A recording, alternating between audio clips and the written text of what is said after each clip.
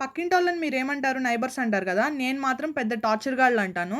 మంచి నైబర్స్ అయితే ఎలా ఉంటారు? మనకేదైనా హెల్ప్ కావాలంటే చేస్తారు. వాళ్ళ ఇంట్లో ఫంక్షన్స్ ఏమైనా ఉంటే పిలుస్తారు. లేదా ఎక్కడికైనా బయటికెళ్ళాలంటే తోడొస్తారు. కానీ మా ఇంటి దగ్గర నైబర్స్ ఎలా ఉంటారో తెలుసా? మా అందరి లైఫ్‌లో ఏం జరుగుతుందో వాళ్ళకి మొత్తం తెలియాలి. లేపోతే వాళ్ళకి ఊపిరాడదు. మేము ఇంట్లో నుంచి కాలు బయట పెడితే మేము ఎక్కడికెళ్తున్నామో వాళ్ళకి తెలియాలి. కనీసం కూరగాయలు కొనుక్కోవడానికెళ్తున్నా సరే ఎక్కడికెళ్తున్నారా అని చెప్పేసి తొంగి తొంగి ఎగిరెగిరి చూస్తారు. పొరపాటున వాళ్ళు నాన్ వెజ్ వండుకున్నారంటే వాళ్ళ ఇంట్లో నుంచి బయటికి రారు. వాళ్ళ కూరలు ఎవరైనా అడుగుతారేమో అని చెప్పేసి. అండ్ వాళ్ళు పైకి బానే ఉంటారు. మనం బాగుపడితే అస్సలు తట్టుకోలేరు. మనం పెద్ద పెద్ద ఏమైనా కొనుక్కున్నాం అనుకోండి, ఫ్రిడ్జ్‌లు, బైకులు అలాంటివి. అసలు చచ్చిపోతారాళ్ళు.